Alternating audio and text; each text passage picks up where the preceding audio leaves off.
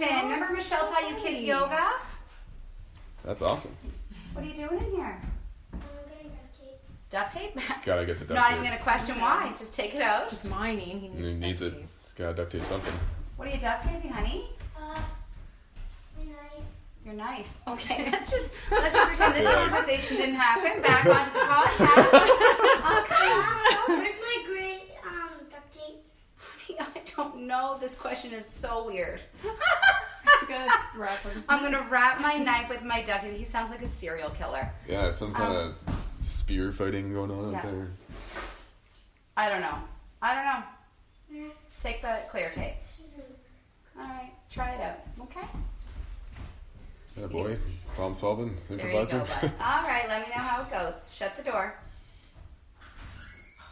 Sorry about that. That's alright. How old is he? He's 8. 8. He's 8, yeah. The beginning of my journey. I met another 8-year-old yesterday. My buddy's nephew. Yeah. He was at the house.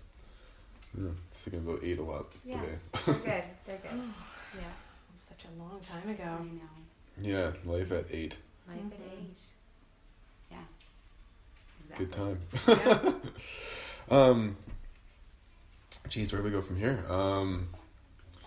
I love talking about, you guys mentioned coming back to who you actually are. That sometimes when we go through life, some part of us starts to, it's like a myriad of different ways we can kind of get away from who we are, like just wanting to fit in too much, or if this person likes it, I'm going to like it too because I want to fit in, or you know, or blaming other people for our lives or something, as you were talking about. Yeah, it's just, there's definitely that peeling away the layers of the onion motif that works so well, and it's like things just kind of get caked on, and then there's one of these things. Yeah, okay, so this is an idea I'd like to get your thoughts on, is about, it seems like some of the time, and we've already kind of critiqued some of the superficial images or PR for things like yoga, or the mainstream dialogue or idea of certain practices, or what it is to be spiritual or conscious and all these things, and I think like the real idea is that you're being authentic, but it's a deep kind of authenticism.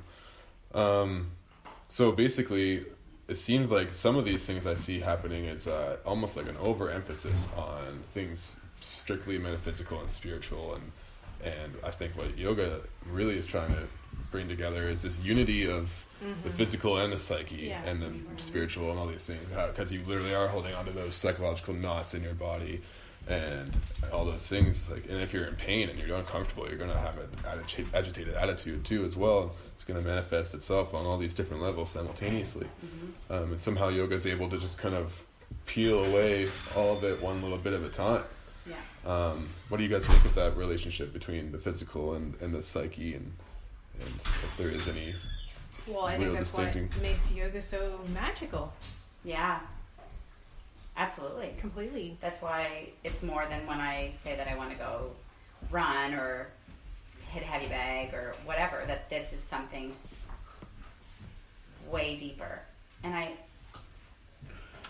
you know, when you take your yoga teacher training, there are so many different facets, and you know, there's so many different parts of yoga that teachers gonna pull on, and that's their jam, right? You know, we said you can have your jam, and it can be all about anatomy, it can be all about the sutras. Like, people definitely pull on different things, and you kind of focused on that. It's overwhelming in the beginning,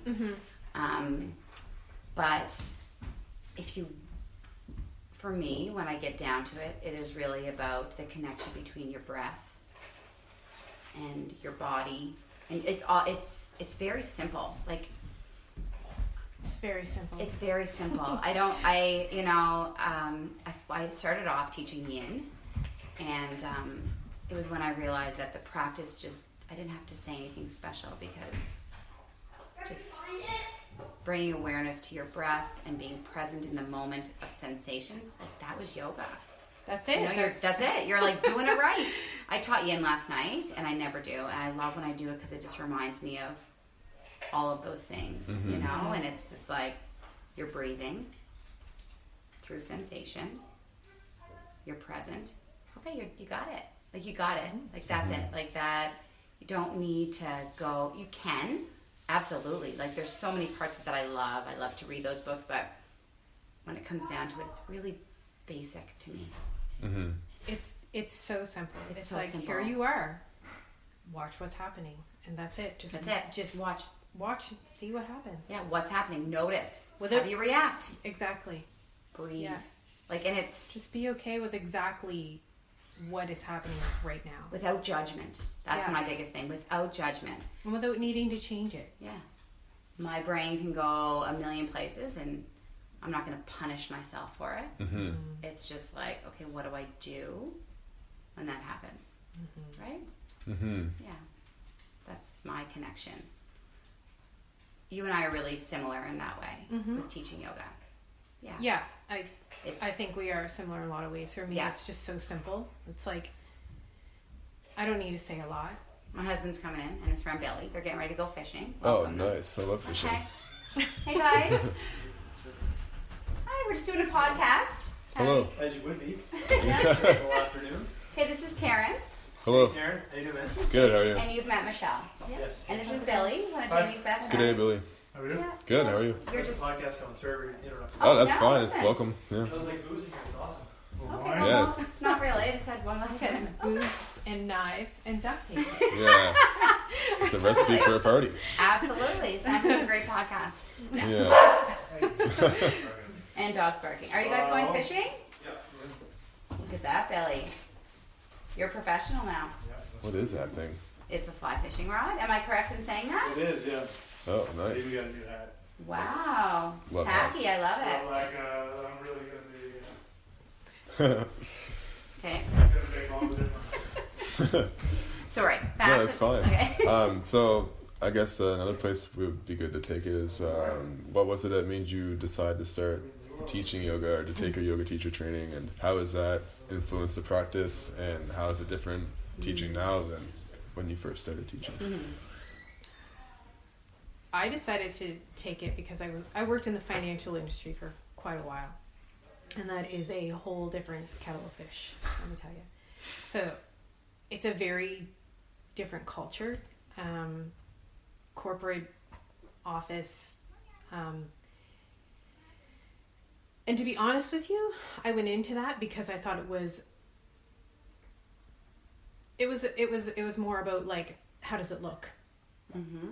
To be honest, it was like, okay, so what, okay, I need like a really good job and one that's like respectable, and you know, it was that whole thing.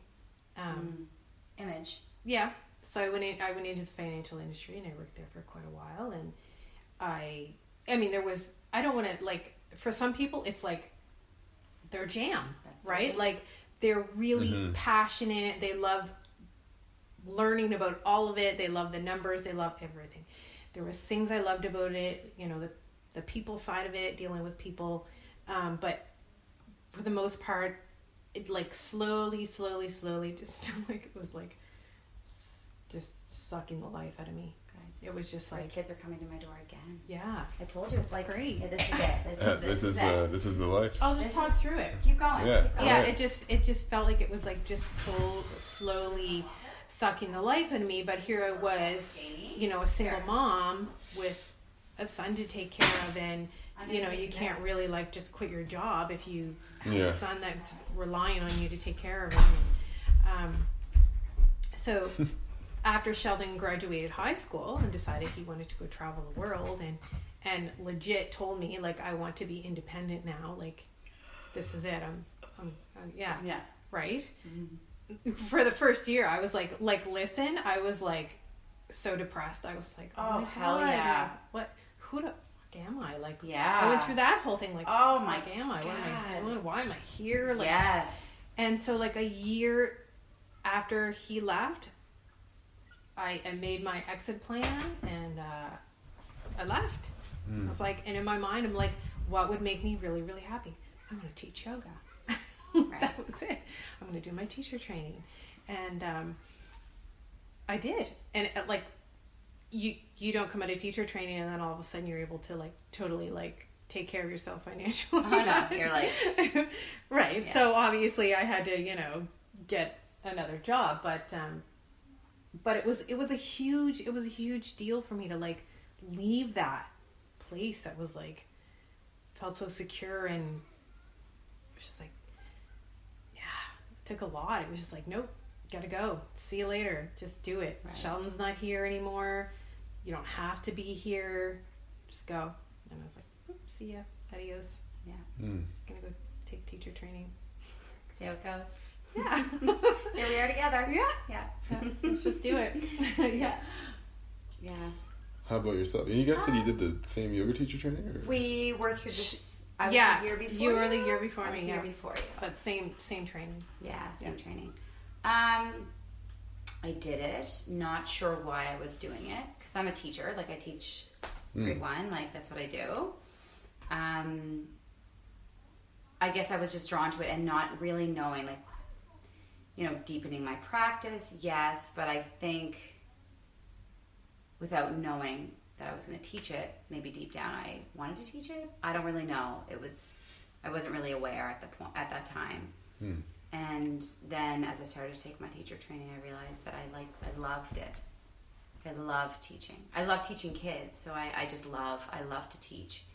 And yeah, I mean, I will never leave teaching kids, you know, but teaching yoga is something completely different, and it gives me something. Yeah, it's so much. I don't know how to explain it, because I love teaching kids, and I love teaching yoga equally. But yeah, they're just, I don't want to say it's like my hobby, because it doesn't do it justice. Does that, you know, like I would never. It's like 2 passions. It's 2 passions. Yeah, it really is. Thank you. It's 2 passions. I love to teach yoga. And teaching It fills yoga. me up. It fills me up in a different way. It fills me up in a different way. Right? Because I can leave completely depleted from my job, my day job. And some days it is totally depleting. Yeah. And I can come and teach yoga, and I leave and I am completely filled up. So it is like the yin and yang of my life, I guess, as well, without even realizing. But yeah, it fills me up.